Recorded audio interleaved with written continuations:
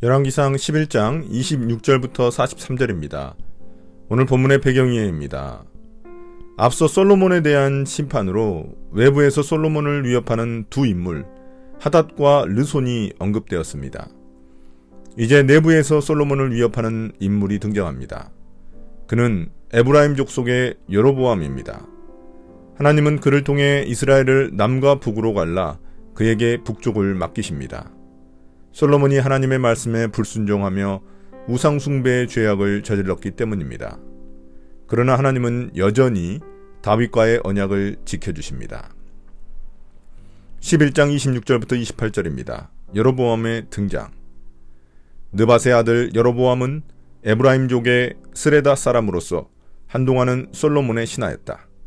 이 사람까지도 솔로몬 왕에게 반기를 들어서 대적하였다. 그의 어머니는 과부 수루아이다. 그가 왕에게 반기를 든 사정은 이러하다. 솔로몬이 밀로를 건축하고 그의 아버지 다윗 성에 갈라진 성벽 틈을 수리할 때이다.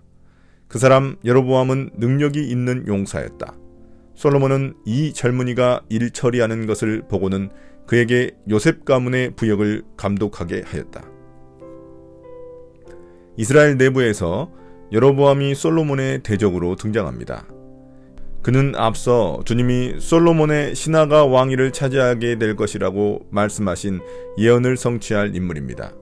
그는 에브라임 출신으로 스루아, 즉 나병에 걸린 자라는 독특한 이름을 가진 과부의 아들입니다. 이는 그가 비천한 출신임을 암시합니다. 그러나 그가 일을 잘하자 솔로몬은 그를 요셉 가문, 즉 에브라임과 므낫세 지파 출신 노동자들을 감독하는 부역 감독자로 발탁합니다. 그는 군사 요새인 밀로 건축과 다윗성을 보수하는 일을 맡습니다. 사울이 다윗을 발탁하듯 솔로몬이 그를 발탁한 것입니다. 이때부터 솔로몬은 남쪽 지파보다는 북쪽 지파를 주로 강제 노역에 동원한 것으로 보입니다. 11장 29절부터 40절입니다. 여로보암을 향한 예언. 그 무렵에 여로보암이 예루살렘에서 나아오다가 길에서 실로의 아히야 예언자와 마주쳤다.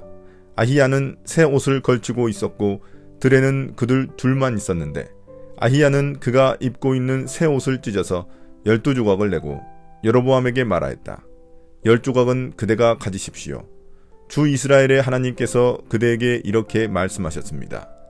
자, 내가 솔로몬의 왕국을 찢어서 10지파를 너에게 준다. 그리고 한 지파는 내 종 다윗을 생각해서 그리고 이스라엘의 모든 지파 가운데서 내가 선택한 성읍 예루살렘을 생각해서 솔로몬이 다스리도록 그대로 남겨둔다.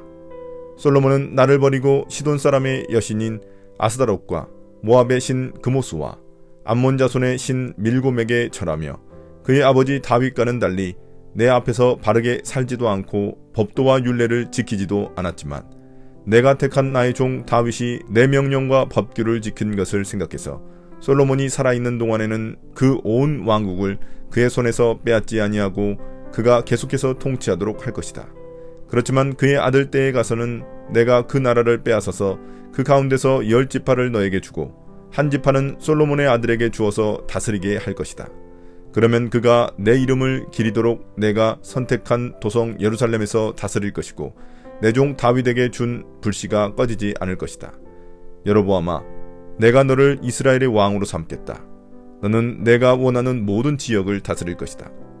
내가 나의 종 다윗이 한 것과 같이 내가 명령한 모든 것을 따르고 내가 가르친 대로 살며 내 율례와 명령을 지켜서 내가 보는 앞에서 바르게 살면 내가 너와 함께 있을 것이며 내가 다윗 왕조를 견고하게 세운 것 같이 내 왕조도 견고하게 세워서 이스라엘을 너에게 맡기겠다.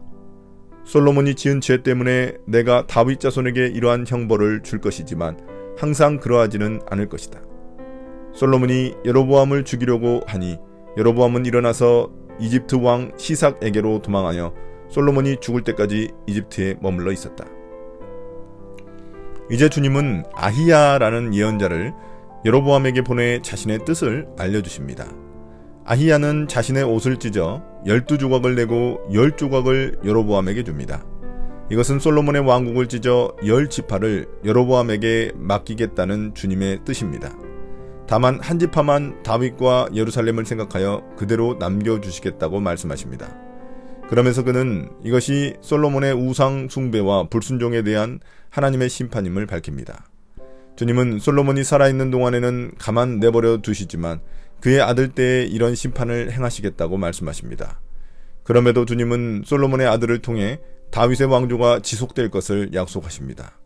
또한 주님은 여로보암이 다윗처럼 주님의 명령을 지키고 바르게 살면 그와 함께 하시고 그의 왕조를 견고하게 세워주시겠다고 약속하십니다. 그러나 주님은 솔로몬이 지은 죄로 인해 일어날 형벌이 계속되지는 않을 것이라고 말씀하십니다. 솔로몬의 불순종에도 불구하고 다윗 언약에 대한 하나님의 신실하심은 지속되는 것입니다. 이후 솔로몬이 여로보암을 죽이려 하자 그는 솔로몬을 피해 이집트 왕 시삭에게로 망명하여 솔로몬이 죽을 때까지 그곳에 머물게 됩니다. 11장 41절부터 43절입니다. 솔로몬의 죽음. 솔로몬의 나머지 행적과 그가 한 모든 일과 그의 지혜는 모두 솔로몬 왕의 실록에 기록되어 있다. 솔로몬은 예루살렘에서 40년 동안 온 이스라엘을 다스렸다. 솔로몬은 죽어서 그의 아버지 다윗의 성에 묻혔다. 그의 아들 르호보암이 그의 뒤를 이어 왕이 되었다. 이제 솔로몬의 죽음이 기록됩니다. 솔로몬은 40년을 통치하고 다윗 성에 장사됩니다. 그가 행한 일과 그의 지혜는 모두 솔로몬 왕의 실록에 기록되어 있습니다. 그러나 그가 나중에 회개하고 주님께 돌아왔다는 기록은 없습니다. 단지 그가 죽은 후 그의 아들 르호보암이 왕이 되었다고 기록할 뿐입니다. 오늘의 묵상 포인트입니다. 첫 번째, 하나님은 어떤 분입니까? 하나님은 믿었던 솔로몬에게 배신당하셨습니다. 솔로몬은 하나님을 버리고 우상을 선택했기 때문입니다. 그런 것처럼 솔로몬도 자신의 부하에게 배신을 당합니다. 솔로몬은 이런 계기를 통해 자신의 죄악을 돌이켜봐야 했지만 그렇게 하지 않고 그를 제거하려고 합니다. 우리도 마찬가지입니다. 내 삶에 일어난 문제 뒤에 어떤 하나님의 뜻이 있는지 먼저 여쭤봐야 합니다. 두 번째, 나에게 주시는 교훈은 무엇입니까? 하나님은 여로보암에게도 솔로몬과 같은 약속을 하십니다. 여로보암이 다윗처럼 순종하며 바르게 살아가면 그의 왕권을 견고히 세워주시겠다고 약속하십니다. 이에 여로보암은 솔로몬의 실패를 거울 삼아 순종의 길을 갈 수도 있고 솔로몬처럼 불순종의 전철을 밟을 수도 있습니다. 그럼 성경을 통해 실패한 수많은 인물들을 보며 우리는 어떤 길을 가야 할까요? 오늘의 기도입니다. 주님, 남의 불의보다 내 안의 불의를 먼저 보도록 도와주십시오. 솔로몬처럼 되지 않도록 항상 겸손하게 주님 말씀에 순종하기를 원합니다. 예수님 이름으로 기도드립니다. 아멘.